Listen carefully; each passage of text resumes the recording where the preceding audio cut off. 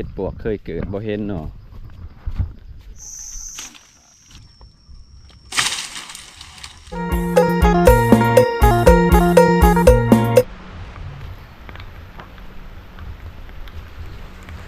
มื้อนี้ฝนตกนะทางเฮาก็สิพากันออกไปไห้ไปหน้า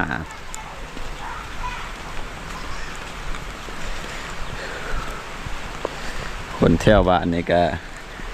อยากเมื่อไห้เมื่อหน้าเบิดแล้วช่วงนี้ก็ได้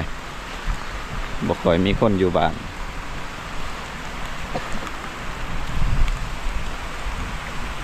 สบายดีพี่น้องมื้อนี้ทางเฮาก็สิพากันออกไปไห้ไปหน้าเลยฝนตกมื้อนี้สิพากันออกไปไห้ไปหน้าไปมางกี่เหอะตามแจไห้แจหน้าเลยโอ้โทรศัพท์ข่อยก็บ่ได้ใส่โอ้อีหล่ะเมื่อนำบ่สิฮะโอเคมางเหอะออกพี่น้องเอ้ยเพราะว่ามันก็ตกหลายเทื่อเลยมื้ออื่นมื้อฮื้อก็สิได้ตกก้าเลยก็สิได้ฮุดไห้หน้าฝนนี่ก็เป็นจังซี่เลยแหละแต่ว่าต้นนี่คือสิแห้งอยู่เพราะว่าเบิ่งข้างแหล่ทางพุ่นขาวบ่เบิ่งเราไปทานในทุ่งน่ะ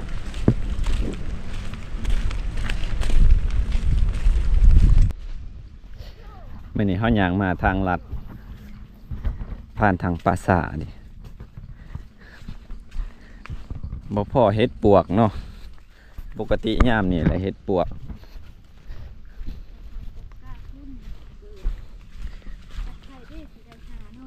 โอ้กันหอดยามตกกะเฮาก็บ่ได้หาคือเก่าหั่นแหละอยู่แถวนี้นี่เฮ็ดปวกเคยเกิดบ่เห็นเนาะ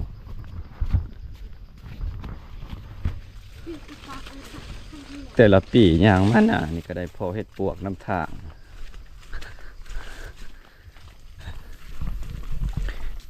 ทางนี้ปราสาทเลยนี่พี่ปราสาทแถวนี้กลางคืนนี่บ่กล้ามาดอกทางนี้โอ้มักเบ้นนี่บ่ทันสุกเนาะ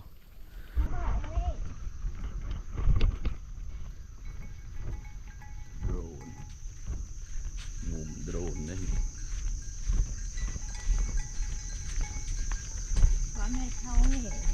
เฮ็ดได้ด้วยซ้ำนี่เพราะว่าชาวบ้านเฮามันก็ส่วนหลายเขาบ่อยากเฮ็ดน้ำนะใส่ได้แต่ว่าบ่อยากของแห้งของใจนะแต่ว่าเฮาเฮ็ดเติมนี่ข้างละ2โต้นี่ใหม่เรียนไปจังซี่นี่รถไถไปง่ายโลดมันได้จะไปซำนี้แหละแต่เบิ่งบ่ฮู้มันสิได้จักที่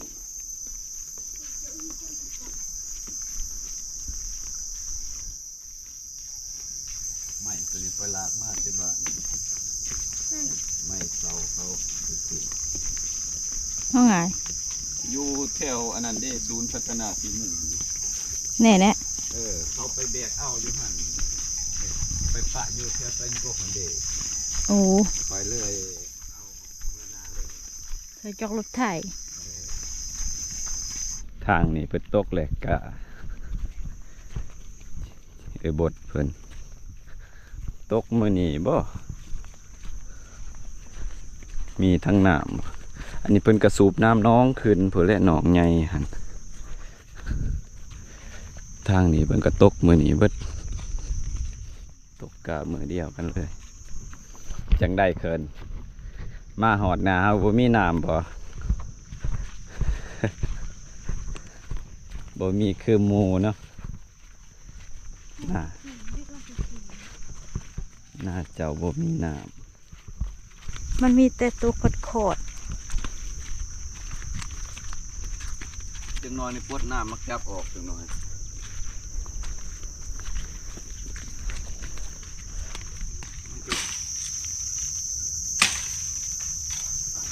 มันกิกะบาดเท่าไทยหน้าจูดเป็นหยาคนตกคักๆมันแห้งหยาน่าจะเตียแต่ในอุ่น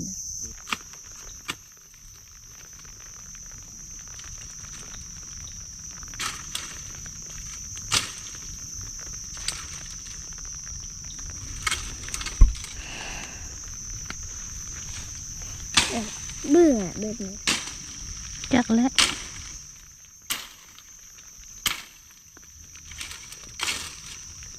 เสียนปลา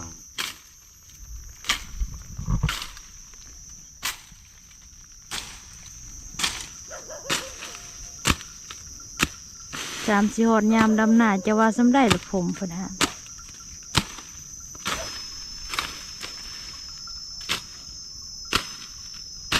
อันนี้บ่แม่นสิเฮ็ดจังซี่ได้แถวนี้ยังสิได้ป่านกันคู่คักๆงามๆ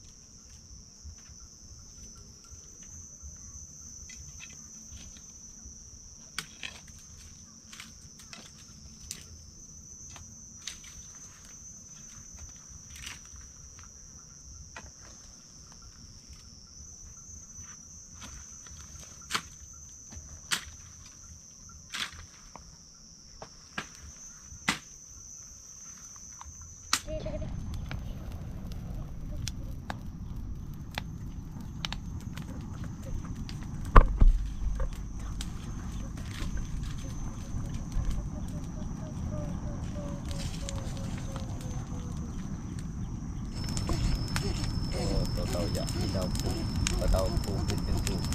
กระมะต้นคือหมู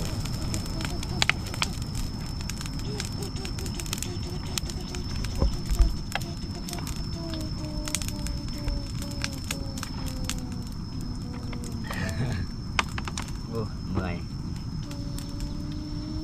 มันบ่อยากใหม่ปานใดเพราะว่าฝนมันตกเลยมื้อนี้ตก2-3 เทื่อ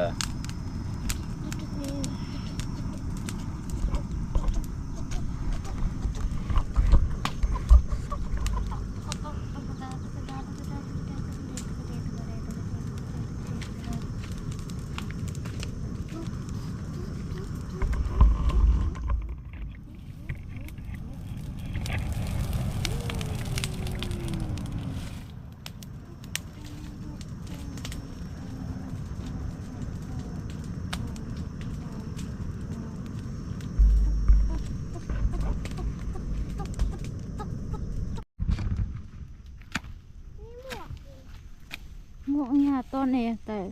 แม่เบ้อใส่จุ่มหมวกเบ้อเข้าหมวกตัวเองเนี่ย ง่ายหมวกหญ้าต้นนี่หั่นน่ะ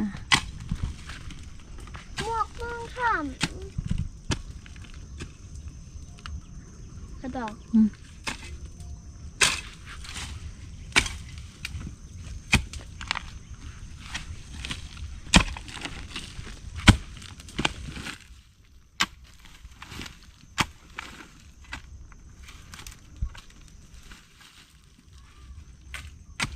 จะเปลี่ยนแปลงขนาดกอง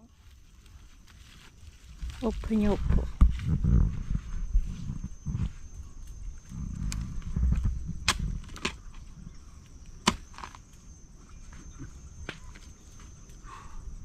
ทายเขาเองทำเองเลยทายเขาเอง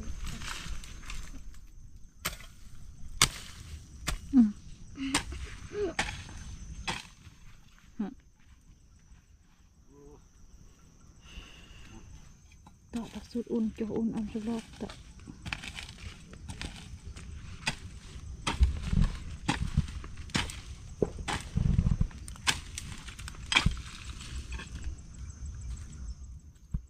เลี้ยงไว้ให้พูด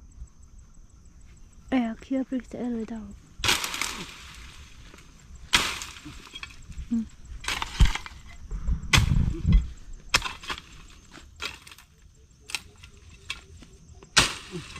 แม่ไปนั่ง จุดแล้วคนถึงรวยหมดแดง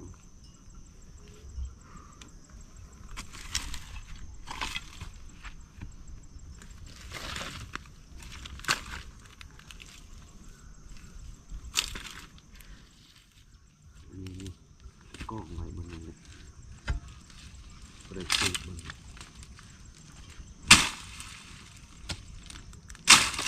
vâng ấy cứ trăm trăm cho lội là จะพัดเต็มมากเลย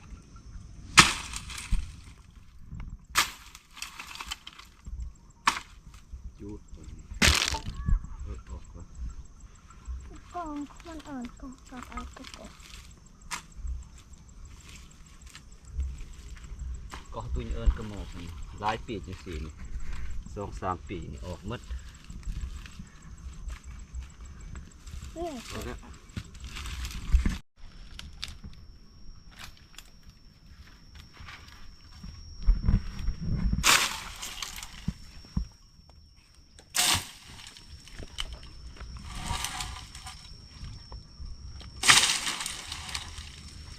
một bằng rai đột cực tì แม่เมฆโลจังเนี่ย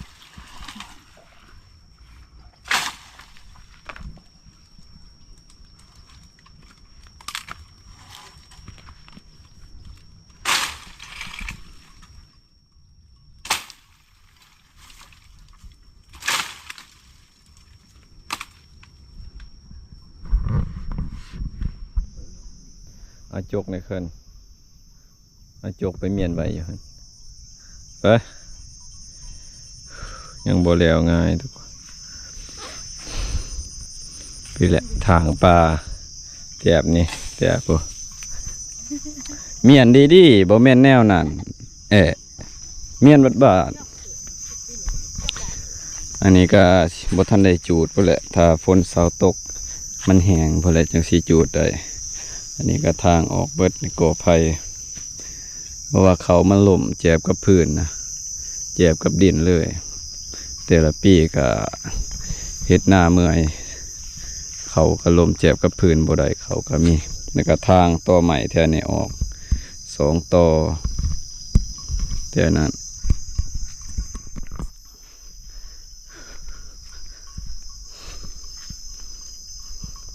มางนี่อันนี้จูดบ่ได้จูดบ่ใหม่อันนี้จะสิได้ทางลง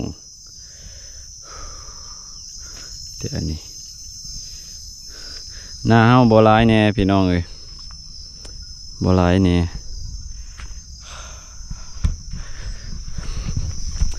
หน้าบ่หลายนี่แหละสาเหตุที่หน้าเฮาบ่หลายแล้วก็มีพี่น้องฝั่งไทยเป็นว่าบ่เงินคือบ่เฮ็ดหน้าหวานเลยเฮ็ดหน้าหวานนี่แหละพี่น้อง1มาแล้วเฮาย่านมันตายแน่2แหละหน้าเฮาบ่หลายพี่น้องเอ้ยเท่านี้มีแต่7ให้เฮ็ดเป็นให้ใหญ่แต่ฝากเบื้องนี่เท่านี้ก็บ่เฒ่าไม่เฒ่าแล้วจักมื้อใดสิได้ตกกายังหลายเวียกพี่น้องปานคันหอกคันหน้าอีกตอนนั้นรถขนเข้านี่ทางนี่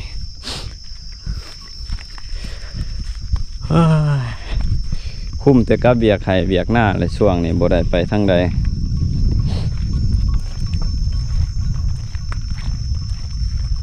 เอินเฮ้อก็ฝนตกมาอีกก็คือเก่าที่อยู่แต่ไห้แต่หน้าตลอดช่วงนี้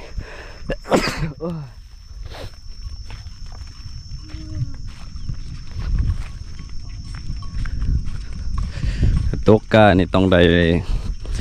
ได้นอนเฝ้าได้นี่เพราะว่าข่วยเขากะลาย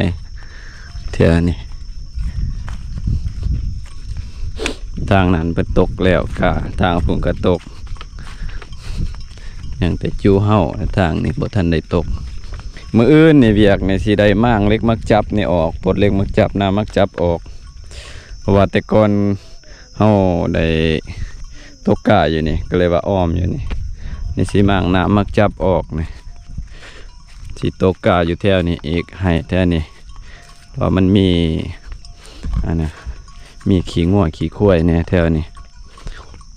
ถ้าเบิ่งกาปีนี้สียังยาวสีงามบ่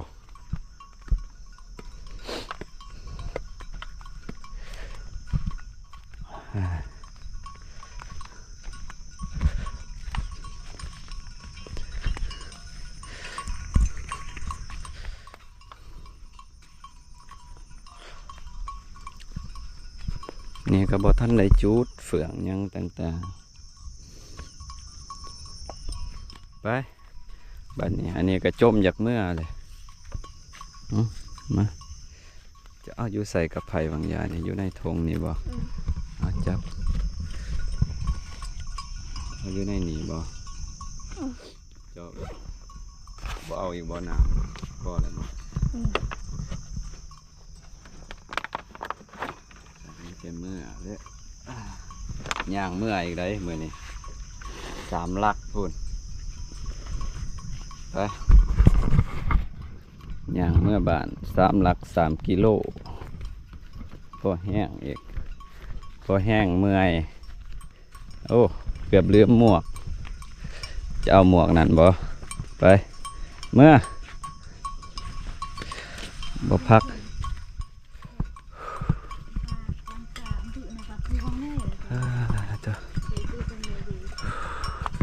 หัวคอยปองแปงฮะมืออื่นเสาร์มาอีกพี่น้องเลย